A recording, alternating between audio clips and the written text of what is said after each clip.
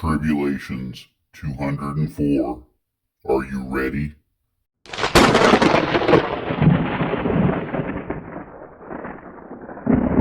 This is a bad idea. Donald healed Dresden with a touch. Liz crushed a poke with a hard kick to the chest. The mongrel man was shorter than a dwarf or even a kobold. Still fierce looking, their mouths were full of sharp teeth and a frog-like tongue they used to apply mild poison to their spears. Dresden thought his group could kill dozens in a stand-up fight. And it was that kind of fight. But they faced over 200. "We're dead if we stay. Will it roll?" "He'll roll," Kira evaluated the wagon. "But it's still a bad idea." Dresden cracked a poke skull open, pushed another back to clear space, and got even with Liz and Karen. "Let's do it." He heard clattering behind him, but didn't dare spare a second to look. The trio just barely held a gap in the decrepit wall of a neglected outpost. The ineffective fort was supposed to be a watch station for the town below, but the sea farmers never spent the effort needed to make it defensible. "Go!" Karen went first. Then Dresden and Liz spent a moment telling each other it was their turn. Finally, Kira screamed at them. They both turned and leapt into the wagon bed. Orn slashed the securing ropes, and they started to roll. The wagon's intended use was to haul stones up to the would-be fortress. Blocks were loaded, then the wagon winched to the top. Kira said it was an ingenious design, made to be cranked by chips. A local lithic built something like a small bear. Gears and gravity would control the trip back down. That was assuming no one cut the ropes in a desperate ploy to escape a pile of pokes. Dresden was surprised how quickly they accelerated. Orn chopped the restraints, and they shot down the hill like a barrel off a cliff. The very first bump sent the wagon airborne. Dresden flew away at an odd angle. He launched out of the wagon, but stopped in midair, crashing back against the outer panel. His face hit the wheel, one spoke after another cracking against his chin before another bump launched him back into the air. On the way over, he spotted Karen with her arm around Donald, holding him steady. The Aquirta somehow maintained the presence of mind to reach out for Dresden, but the grab never got close. He came slamming back down to the bed of the wagon, right on top of Liz, who'd had a hold of him all along. He landed cattywampus with his knee in her crotch and her toe in his mouth. He barely had time to spit it out when another bump jarred the wagon sideways. A wheel snapped, tripping the hauler and jettisoning the whole crew. Debris flew. A spoke buried itself in one of the poke's chests. The front axle cut the legs out from under 6 more, sending them tumbling. "God show mercy," Orn said, finding himself alive. At the outskirts of town, most of the team had landed on a thatched roof of someone's home. Dresden looked at a cat who'd been watching the antics. It gave a thoughtful mew. "They're just not done torturing us." As he said it, Orn's eyes went big and he fell through the roof, disappearing from view. Rubbing his sore chin, Dresden wondered if that was the best way down, or if the cat knew a better way. "Pokes are coming down," Kira yelled from below. There was no time to let Orn and the cat figure it out. He jumped straight up. When he landed, the thin roofing couldn't hold, and he fell right through, passing Orn as he also crashed through the floor to land, almost comfortably, in a big chair at the head of someone's breakfast table. Prole should probably run. Pokes are coming," Dresden told the family gathered there before rushing back out into the fight. Good day, fellow adventurers. My, aren't you all looking lovely today? Beautiful in mind, spirit, and body. Come on in. It's been a while. Make yourself comfortable and get ready to rumble. Welcome to Dresden's Tale, episode 71. This is Season 3, Volume 3, Chapter 67 in our tumbling tale. This is high military fantasy, the kind that needs heroes.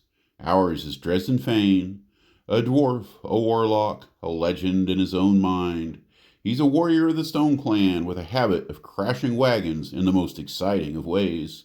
I'm Lewis Nichols, your dynamic diva, your talkative truthsayer, your aspirational alliterator.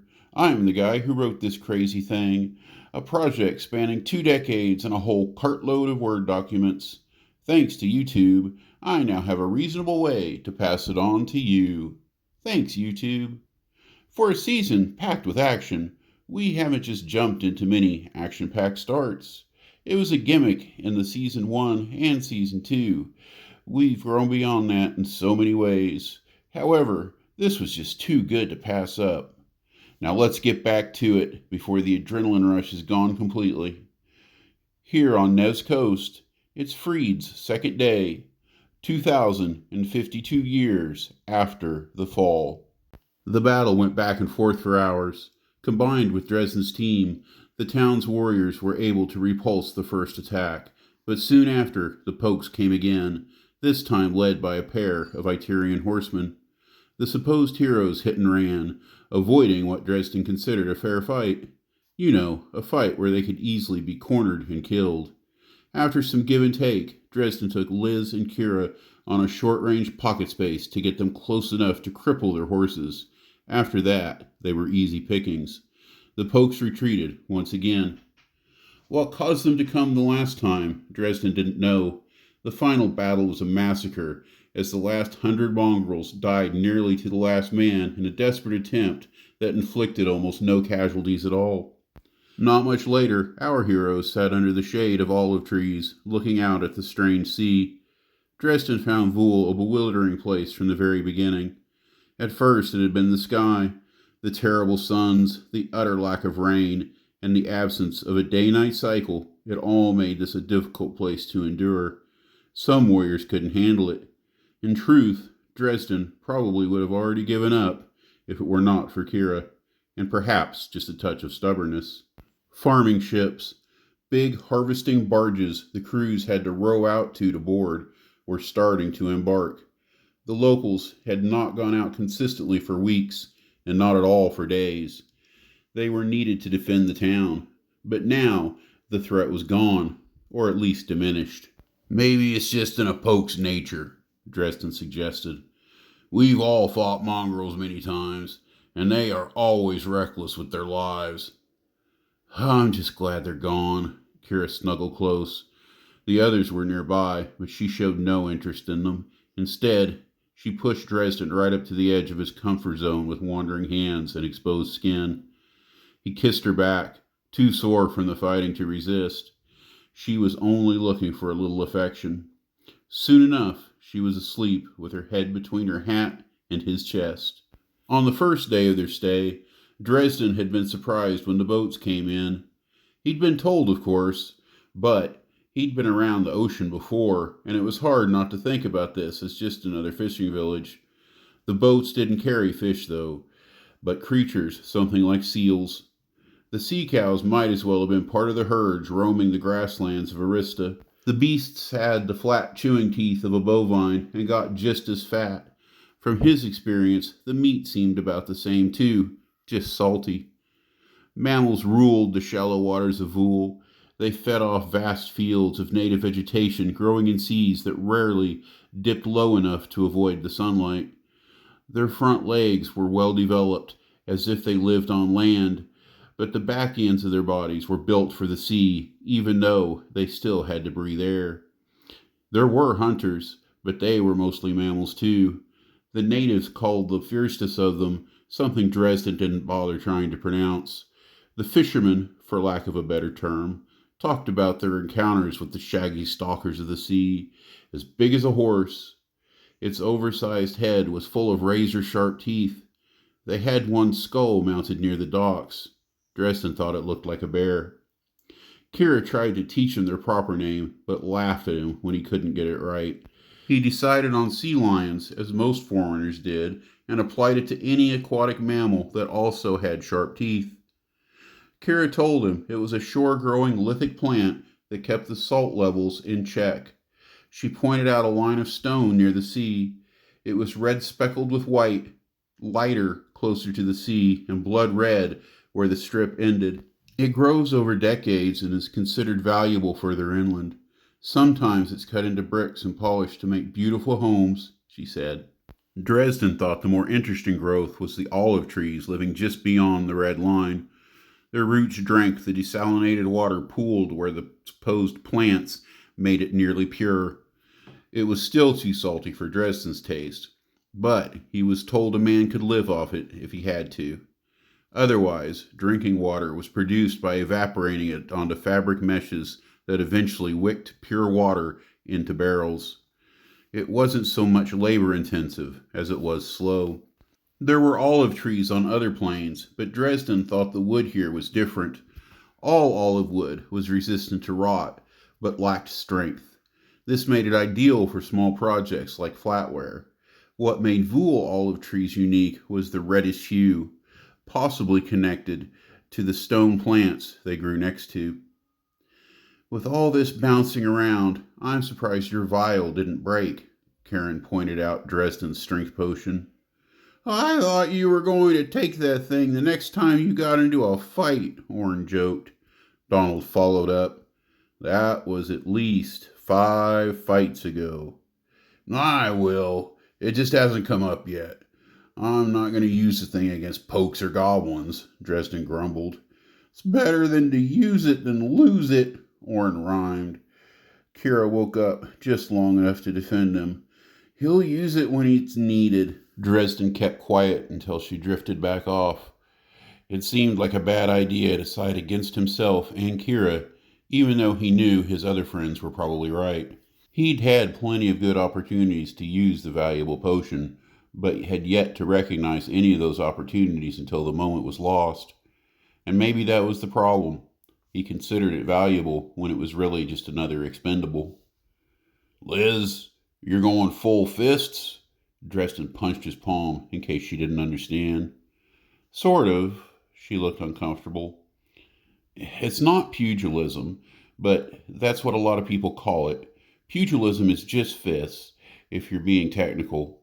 It's like you see Tagara do, but with claws, not a punch. Anyway, it's not the gray way either. She could see by their look she'd lost them. That's the way old Gray fought. A lot of Minotaur fight that way because it incorporates a headbutt. I'm not going to do that. It's called Boa. Well, probably that's what I'm going to do. There's a lot of overlap between the styles, so I don't have to decide right off, and I can change my mind later without it being too much of a disaster. This is the way the old snake cults of Balis used to fight. It's like it was in that play. Hills of the Rebellion, Dresden blurted. Of course you would know, Karen laughed. What are the cornerstones of the style?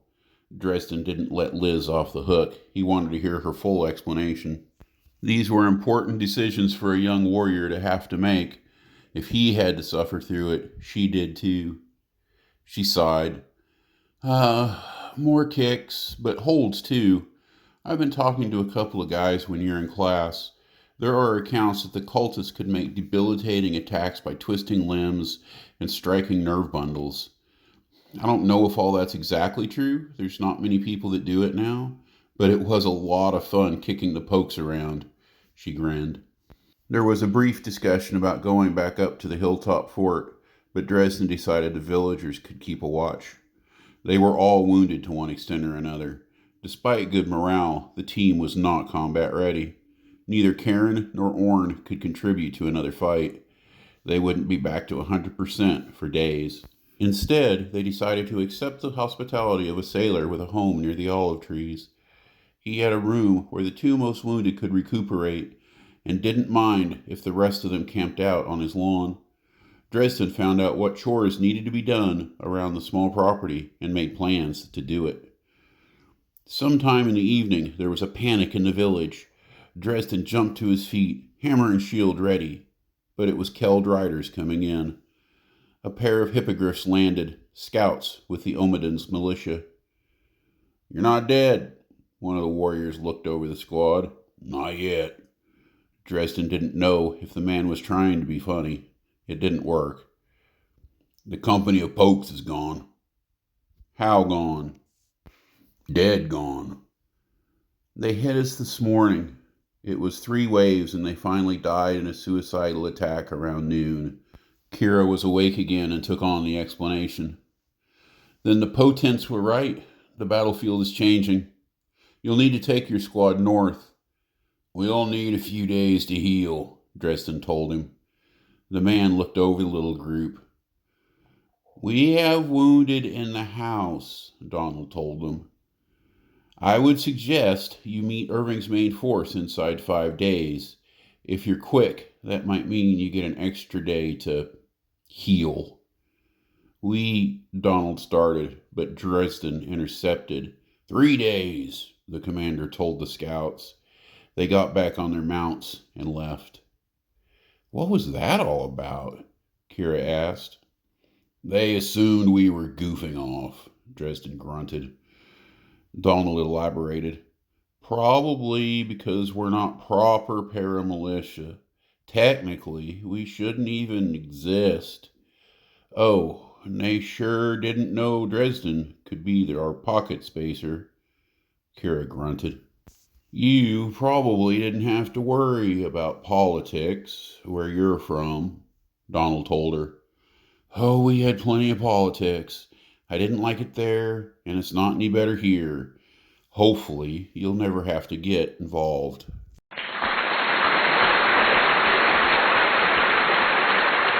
What was that? It smelled like foreshadowing, but we don't do that on Dresden's Tale. Nah, probably just a random statement to make word length. Yeah, that's probably it. Do you guys play politics in your world? Personally, I love it, but it can be challenging. The GM and players have to all be on board and willing to get in deep. I try to keep notes in a game I play, but it's a lot to keep up with. However, I'm only about 6 sessions in and still getting my feet under me.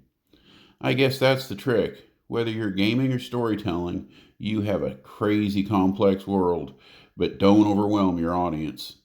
Start simple, keep it relatable, and introduce them to the world a little bit at a time. Hold on. I was just trying to tell them, you just have to do things like I do. No big exposition. Keep it simple. Time to do the stuff, and I know you know what I mean. Say hi in the comments. Punch that like button. You can always visit my fiction on Amazon or check out Natalie's art on her own sites. There might even be a link in the description. I'm glad you all stopped by, and I hope you have a perfect day. Cheers.